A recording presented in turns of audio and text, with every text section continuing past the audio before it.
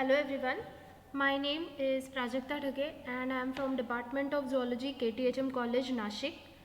So today I'll be taking a lecture for SYBSc and for semester 1. The subject that we are going to deal with is Animal Systematics and Diversity, paper 1. Okay, and the chapter that we are dealing with right now is Phylum Chordata. This is the third lecture of this particular chapter. Okay, now the topic that we are going to focus today on is classification of phylum Chordata. We have already seen what are chordates. Okay, past two lectures we have seen what are chordates, what is the ancestry of chordates, and now let us see what is the classification of chordates. Now, phylum Chordata comprises of diverse group of organisms, some of which show marked differences and others show similarities with each other. Now, based on the structural features, these groups are arranged in subdivisions or the taxa. Different ranks are being rendered to these subdivisions, okay, in different systems of classification. So you're going to have different ranks to these subdivisions in various different types of classification systems. Now phylum Chordata has been basically divided into two major groups. Okay, here you can see that you can see in this particular flow chart all the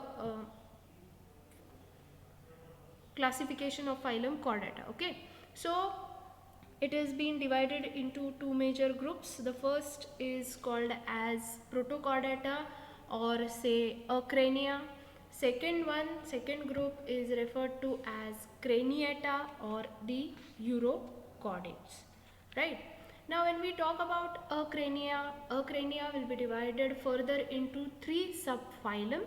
These three subphylum are first Hemichordata, which comprises of three classes, which is Enteropneusta, Protobranchia and Planktospheroidea. You have a second subphylum which is Urochordata, and Urochordata is again divided into three classes, which is Acidiacea, Thalassia and Larvaceae. Next and the last subphylum of Acrania is going to be Cephalochordata, which has only one particular class, that is Leptocardi. Now moving on to Craniata. Now Craniata has one and only single subphylum under it, which is referred to as Vertebrata. Okay. Now Vertebrata is going to have two divisions. One is going to be Agnatha. Agnatha consists of two classes. One is Ostracodermy and second one is Cyclostomata. Now the second division of Vertebrata, that is Gnathostomata, will be further divided into two superclasses, right? Now these superclasses are, first one is Pisces. Pisces has three classes under it. One is Placodermy, second is Chondrichthyes, third is Osteichthyes. Okay, and second superclass of Gnathostomata consists of four classes, which is Amphibia, Reptilia, Aves and Mammalia. Okay, so this was basically a brief idea about the classification of phylum Chordata. Now one by one we will see each of these particular what all characters do they have. We are going to see it further. Okay, let's begin with Acrania. Now Acrania means what is the breaking of this word means is that A is absent, cranion refers to head or absence of the head. Okay, now this complete word means absence of head.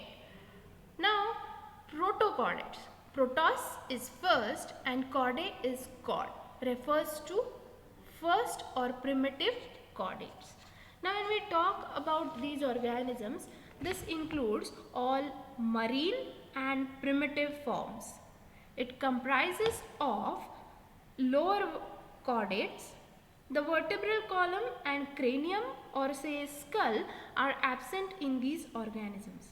Further, Acrania is being divided into three subphylums, right? We have already seen the three subphylums. Now, on what basis are they being divided? It is on the basis of the position of the notochord. Mark the words, position of the notochord.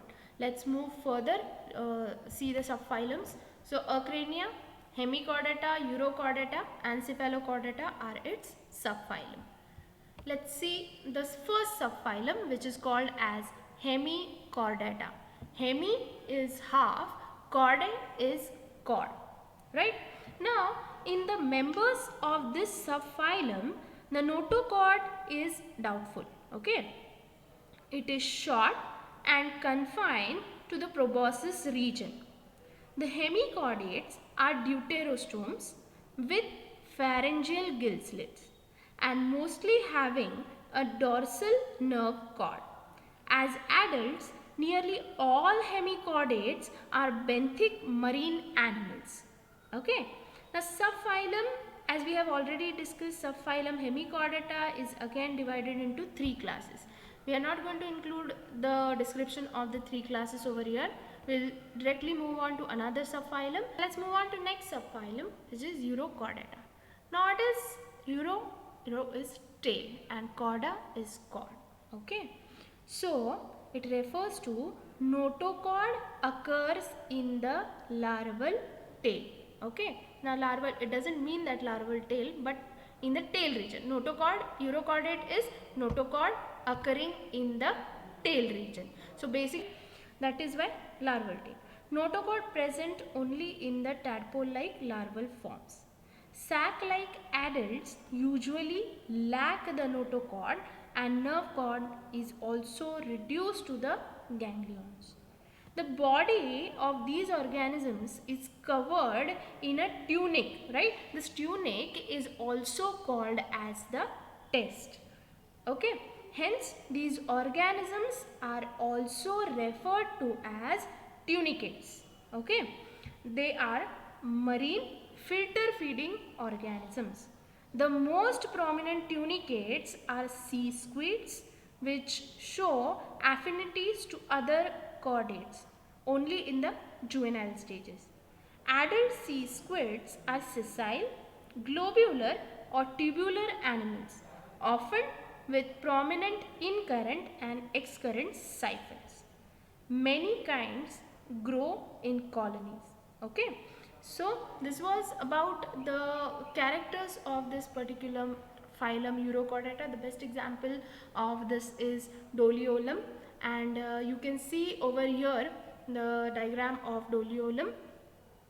Okay, and again Urochordata has been divided into three classes. Let's move on to the third subphylum. The third subphylum is Cephalochordata, right? Now what are cephalochordates? Let's see. Cephal is head, chorda is cord. So now when we talk about cephalochordate, it does not mean that their notochord is present only in the head region. No. In this case, the notochord will be present throughout the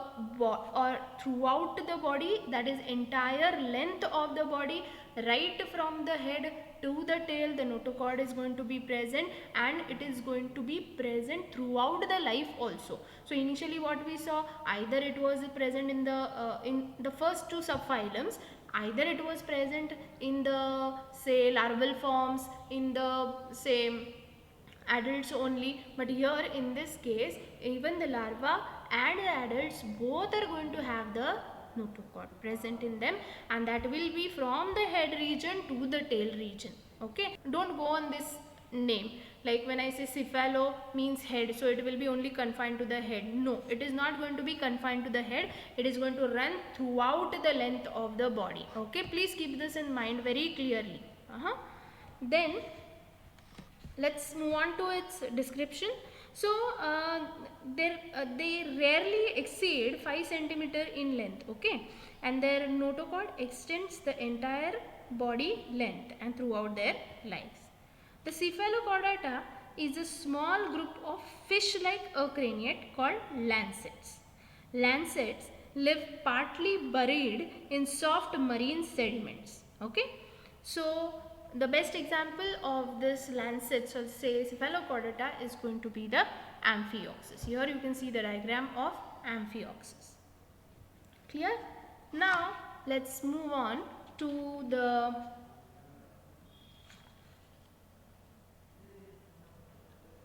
another group, which is Craniata. Now, what do you understand by craniata? So basically, cranion refers to head, okay, which in turn refers to presence of the cranium, okay. So craniates are the organisms which are going to have the cranium or the skull. Clear? They are also going to have the vertebral column, which will either be made up of the cartilage or it will be made up of the much more stronger structure which is called as the bones, right? So such organisms are referred to as the craniates. Now let's see what are the characters of the craniates. This particular craniata or the group craniata is also called as the euchordata. Okay, what do you understand by eu?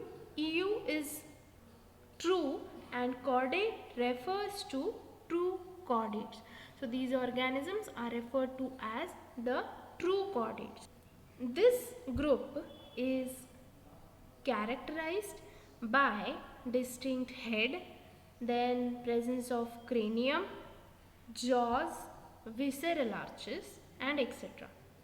These are in these organisms, the brain is well developed and enclosed in the cranium. They are aquatic or terrestrial.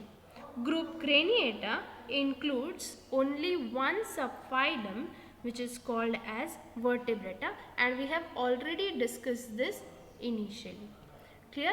Now we will move on to the first or the only subphylum, which is called as vertebrata. Now, in what is the meaning of vertebrata?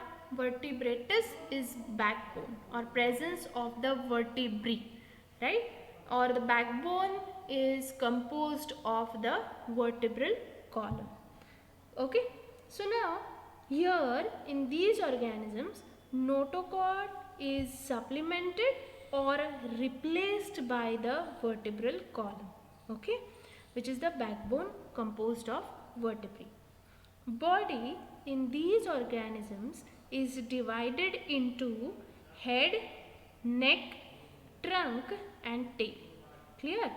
So this is the description of the vertebrates.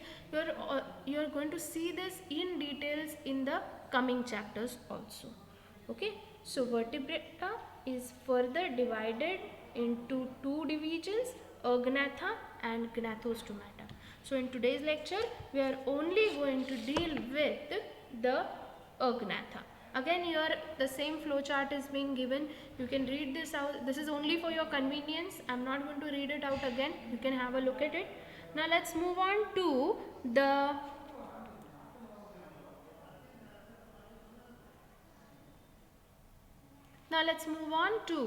the first division, which is agnatha. Let's see what are its characters, right? So agnatha, is not. Gnathas refers to jaws, which means the full meaning of this word means that absence of the jaws. Clear? So in these organisms, true jaws and paired limbs are absent. their appearance is going to be like fishes. Okay, and this particular division is further divided into two classes, which is ostracodermy and cyclostomata. Now let's deal with the first class, which is ostracodermy. Ostracon means shell and derma is skin, okay, which refers to body covered with shell-like plates or scales. It includes several extinct organisms that had heavy body armor. They appeared during the Paleozoic era and are regarded as world's first vertebrates. Their body wall is covered by large bony plates or scales. The example is Cardipeltis. Okay. Now you also have Cephalaspis and Pteraspis. Clear? The examples of ostracodermy. Now let's move on to another particular class, which is called as cyclostomata. Now what does this word mean? Now cyclos refers to circular, stoma refers to mouth. Okay, so this entire word means that the mouth or the circular mouth opening is present. Okay, now this mouth is going to be generally suctorial in nature. Okay, and cyclostomes, their body is going to be like eels. So these are eel shaped organisms having round suctorial mouth. The scales, jaws and lateral fins are absent in these organisms. Now 5 to 16 pair of gills are present in these organisms. Can you see here the gills that are present, right? Here it is 7. So in various animals there are going to be various numbers of gills. In some there may be 5. In this particular organism it is 7. In others it is going to be 16 or 5 to 16 pairs will be present. They are parasitic and scavengers in nature, right? So these organisms are going to be parasitic or they are going to be scavengers in nature. The best example of this is Petromycin and second one is Myxine. What you see over here is the Petromycin. So for now we'll stop over here, and this was all from my side till division Agnatha. Thank you so much.